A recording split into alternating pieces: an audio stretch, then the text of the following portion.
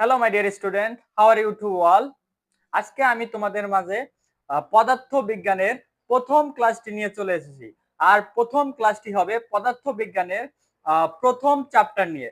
প্রথম চ্যাপ্টারে পদার্থ বিজ্ঞানের যেটা দেওয়া আছে আমি এখানে আগে থেকেই লিখে রাখছি।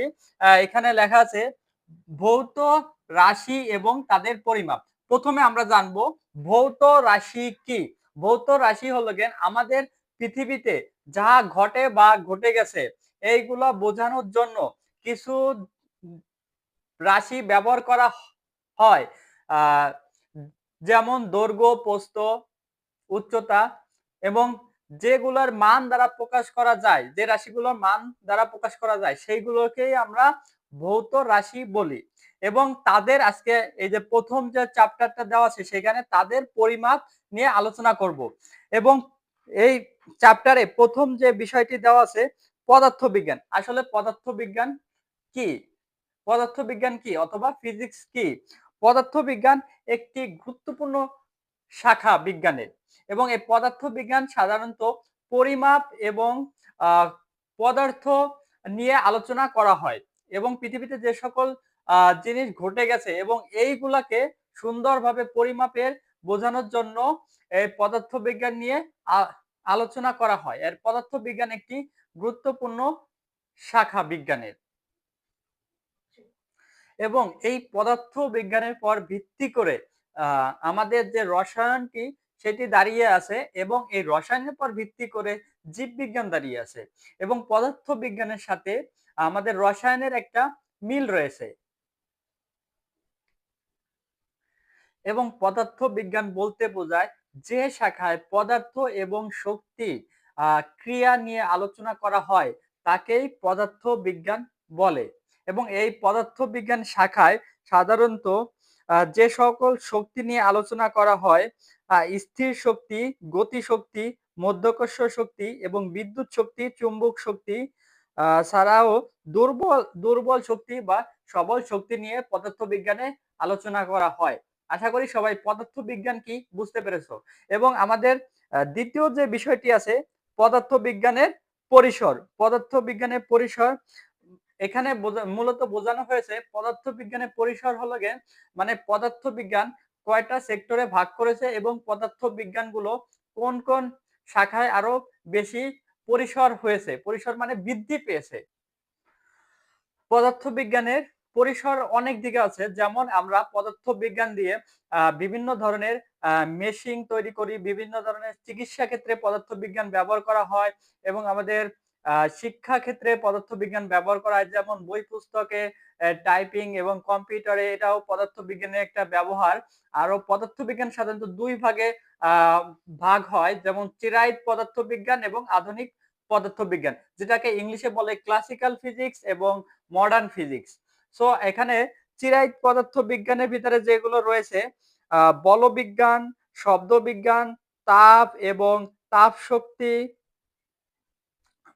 শক্তি, বিদ্যুৎ ও চুম্বক বিজ্ঞান এবং আলোক বিজ্ঞান, এইগুলো হলেন চিরায়ত পদার্থ বিজ্ঞানের ভিতরে অথবা ক্লাসিক্যাল ফিজিক্সের ভিতরে। এবং তারপরে যেটা দেওয়া আছে আধুনিক পদার্থ বিজ্ঞান অর্থাৎ মডার্ন ফিজিক্স। এখানে যে এই শাখার ভিতরে যেগুলো নিয়ে আলোচনা করা হয় কোয়ান্টাম বলবিজ্ঞান এবং আপেক্ষিক তত্ত্ব ওর ব্যবহার এবং আধুনিক পদার্থ বিজ্ঞান গড়ে ওঠে এই শাখায়। এবং এই শাখায় আরো কিছু পরিসর নিয়ে আলোচনা করা হয় পারমাণবিক পদার্থ বিজ্ঞান এবং নিউক্লিয়ার পদার্থ বিজ্ঞান এবং কঠিন পদার্থ বিজ্ঞান এবং কণা পদার্থ বিজ্ঞান। এই সব বিষয় নিয়ে মডার্ন ফিজিক্সে আলোচনা করা হয় অথবা আধুনিক পদার্থ বিজ্ঞানে এইসব বিষয় নিয়ে আলোচনা করা হয়। আমাদের তারপরে যে বিষয়টি দেওয়া আছে 1.3 পদার্থ বিজ্ঞানের ক্রমবিকাশ। মানে পদার্থ বিজ্ঞান একটা সময় প্রথম শুরু হয় কিন্তু আস্তে আস্তে দেখা যাচ্ছে পদার্থ বিজ্ঞানের অনেক বিকাশ ঘটে, মানে পদার্থ বিজ্ঞান আরো বেশি করে আলোচনা করা হয়, সেটাকেই বলা হয় পদার্থ বিজ্ঞানের ক্রমবিকাশ। এবং এইটা আস্তে আস্তে পদার্থ বিজ্ঞানটা আধুনিক পদার্থ বিজ্ঞানে চলে আসে।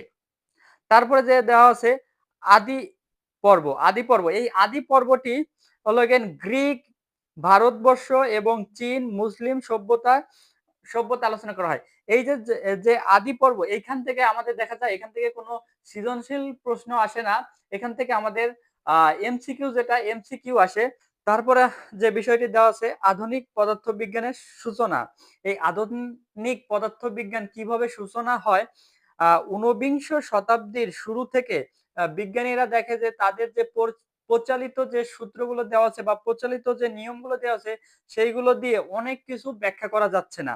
তখন আ ১৮০৩ সালে ডাল্টন পারমাণবিক তত্ত্ব দিয়ে ১৮৯৭ সালে আ থমাসন সে পারমাণবিকের ভেতরে ইলেকট্রন আবিষ্কার করে এবং ১৯১১ সালে রাদারফোর্ড সে একটি আ পরমাণুর মডেলের সুন্দর একটি ব্যাখ্যা দেয়। ম্যাক্সওয়েল, রাদারফোর্ড এবং মেরি কুরি এরাও আধুনিক বিজ্ঞানে অনেক ভূমিকা রাখে। এখানে বিস্তারিত দেখা আছে কত সালে কে কোন কাজটি করে এখানে লেখা আছে তোমরা ভালো করে পড়ে নেবা এবং মার্ক করে রাখবা যাতে নাকি এমসিকিউর অ্যান্সার তোমরা দিতে পারো। তারপরে আরো ২ জন বিজ্ঞানীর কথা বলা আছে। আ আইনস্টাইন এবং সত্যেন্দ্রনাথ বসু। সত্যেন্দ্রনাথ বসু আমাদের ভারতবর্ষের একজন বিজ্ঞানী। তোমরা এটাও সুন্দরভাবে মার্ক করে রাখবা যে এরা কত সালে কি আবিষ্কার করে এখান থেকে তোমরা আ মেক্সি আ ২-১ টি এমসিকিউ পাবা। সো এখানে সুন্দরভাবে এগুলা মার্ক করে রাখবা। আজকের ভিডিও এই পর্যন্তই। আ বাকি টপিক গুলো অন্য একটি ক্লাসে তোমাদের সাথে আলোচনা করব। এরপরে যে পদার্থবিজ্ঞানের অঙ্কগুলো রয়েছে সেগুলো আমি সুন্দরভাবে তোমাদের বুঝিয়ে দেব এবং ধারাবাহিকভাবে বোর্ড কোয়েশ্চেন গুলো তোমাদের সাথে আলোচনা করব। আজকে এই পর্যন্তই থাকবে। সবাই আমার সাথে থাকার জন্য ধন্যবাদ। পরবর্তী ক্লাস পর্যন্ত সবাই সুস্থ শরীরে থাকো এবং দেখা হবে পরবর্তী ক্লাসে।